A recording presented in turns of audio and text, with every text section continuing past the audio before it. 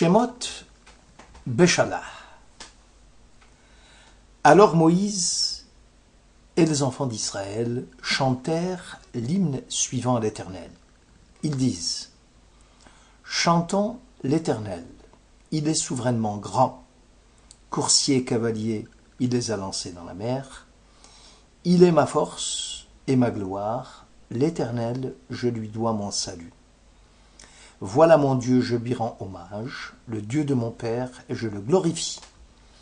Les chars du Pharaon et son armée, il les a précipités dans la mer. L'élite de ses combattants se sont noyés dans la mer des joncs. Tu guides par ta grâce ce peuple que tu viens d'affranchir. Tu le diriges par ta puissance vers ta sainte demeure. Exode 15. C'est connu comme étant le cantique de la mer Rouge, Shirat Hayam. Le Lévitique 19, versets 23-25 rappelle : Quand vous serez entrés dans la terre promise, et y aurez planté quelques arbres fruitiers, vous en considérez le fruit comme une excroissance. 3 années durant, ce sera pour vous autant d'excroissance, ils n'en seront point mangés.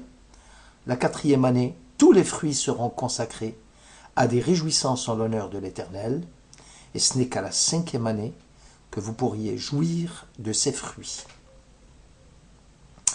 Rabbi Yochanan ben Zakkai, un des grands maîtres du Talmud, disait : Si tu étais en train de planter quelques arbres fruitiers, et que l'on vient t'annoncer l'arrivée du Messie, Mashiach, finis d'abord, disait-il, de planter tes arbres, et ce n'est qu'après que tu peux recevoir le Messie.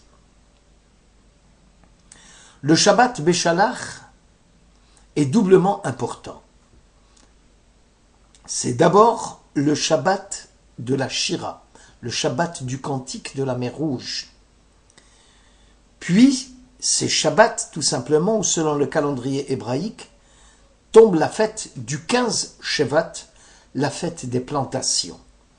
Donc, la Shira, le cantique de la mer Rouge, a à voir avec les arbres. Shabbat Shira. À la sortie d'Égypte, l'Exode va connaître un dénouement heureux. Le peuple d'Israël, guidé par l'Éternel, entra au milieu de la mer, à pied sec. Les eaux se dressèrent en muraille, à leur droite et à leur gauche, et Dieu combattit pour eux contre l'Égypte. Israël reconnaissait la haute puissance que l'Éternel avait déployée sur l'Égypte. Israël, il eut foi en Dieu et en Moïse son serviteur.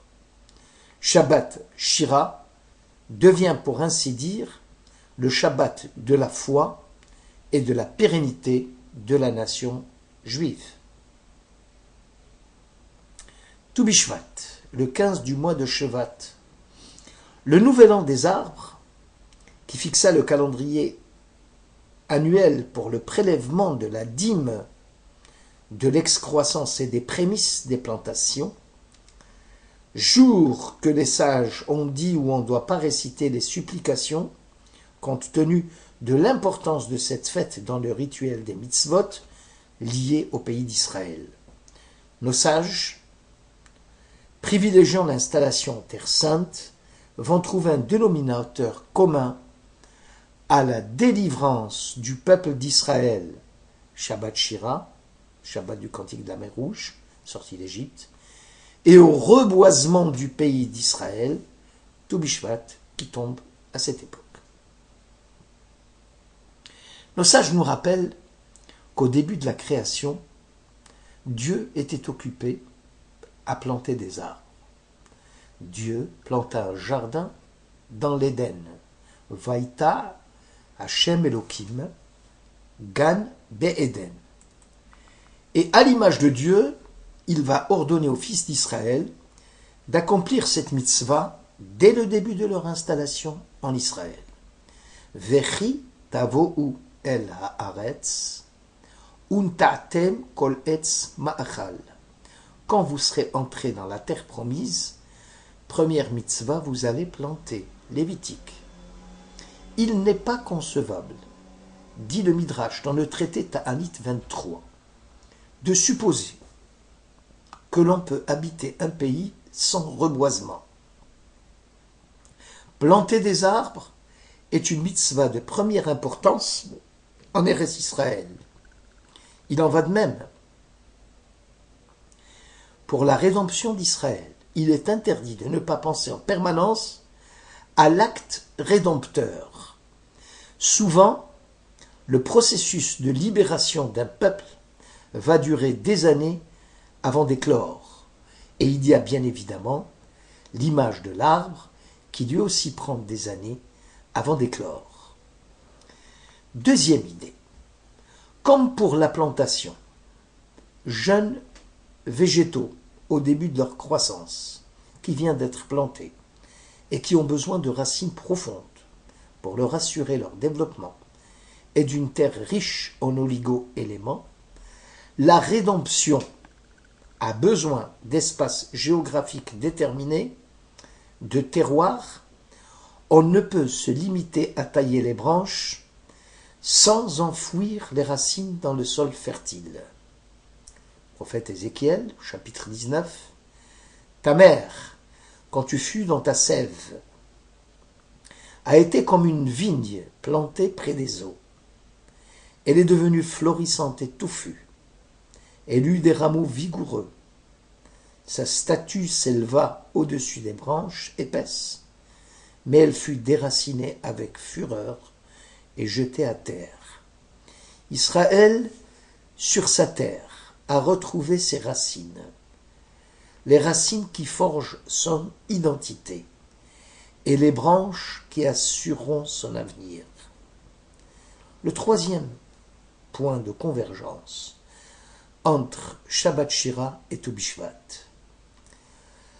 Les plants, pour effectuer leur photosynthèse, ont besoin de lumière quant à leur croissance. Il y a nécessité d'arroser les plants abondamment. La rédemption d'Israël a besoin de fixer la lumière de la Torah. Celle-ci est comparée à l'eau, indispensable à la vie de la nation. L'action rédemptrice de la Torah et des mitzvot va contrecarrer la poussée de l'ardeur, de l'égoïsme des uns et des autres, et cet acte va entraîner un mouvement de rédemption nationale, car il y a dans l'acte de la mitzvah une puissance purificatrice qui éduque la volonté. Autre point de convergence entre le Shabbat du Cantique de la Mer Rouge et la fête des plantations. Immanquablement, dans toute végétation, il y a aussi des épines, des mauvaises herbes, qui poussent très vite et qui privent les plantes saines de la goutte d'eau nécessaire à leur croissance. Et de la bonne sève. De même, l'acte libérateur a besoin de beaucoup d'abnégation afin d'extirper de son sein les éléments qui vont perturber son rayonnement. Il s'agit de notre capacité de libérer nos âmes des mobiles étrangers. Même si seuls et malgré notre souhait, nous n'arriverons pas, alors Dieu nous rachètera si nous sombrons. Il complétera ce que nous avons commencé. La grâce divine vient en aide et disent nos sages à ceux qui font ce qu'ils peuvent pour achever ce qui est au-delà de leur force. Telle est la condition humaine. On réussit ici, on échoue là, nous abîmons, Dieu répare. Toujours dans cette convergence entre le cantique de la mer Rouge et le Shabbat de Tu B'Shvat, selon Bereshit Rabbah. Pourquoi les eaux de l'Euphrate sont-elles calmes? L'Euphrate répond, parce que tout celui qui plante un arbre et qui l'arrose de mes eaux, la croissance de l'arbre se réalise au bout de 30 jours. Je n'ai donc pas besoin de publicité. De même, concernant la délivrance du peuple juif, ce n'est pas le tumulte ni le bruit qui précipiteront l'acte libérateur, mais l'effort dans le calme en vue du devenir, conscient d'un assainissement intérieur, au moins détecter les taches dans nos vertus, les souillures d'idolâtrie dans notre adoration de Dieu. La contrition paisible est le trait rédempteur de l'âme de notre peuple. La contrition est plus sainte que la complaisance dans un rêve de perfection. Autre point important, quand vous serez arrivé dans la terre promise et vous y planterez un arbre fruitier, le seul souci urgent sera la pousse de l'arbre fruitier. Selon le cantique de la mer Rouge, Teviemo, Vetitaemo, Dieu, tu as amené Israël et tu l'as fixé comme un arbre sur le mont d'Israël, domaine de ta résidence que tu t'es réservé, Seigneur, ô sanctuaire, ô mon Dieu, préparé par tes mains. L'existence juive embrasse non seulement les Juifs de maintenant, mais également les Juifs du passé et ceux de l'avenir. Ce qui est en jeu dans notre vie, c'est davantage que le destin d'une génération. La tâche a commencé avec les patriarches et les prophètes. Elle fut assumée par les Juifs du passé. Elle nous est à présent confiée. Un autre facteur commun à l'acte de la délivrance et aux plantes, c'est que dans les deux cas, l'individu est tenu de remercier Dieu pour la nature des miracles qu'il réalise.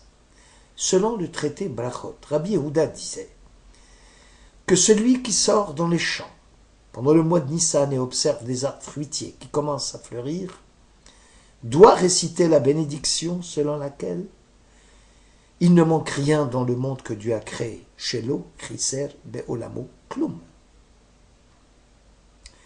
La récitation de cette bénédiction ne pouvant se faire sur des arbres stériles, de la même façon celui qui viendra à assister au premier bourgeon de la rédemption à venir du peuple juif sera tenu de remercier Dieu pour ses miracles.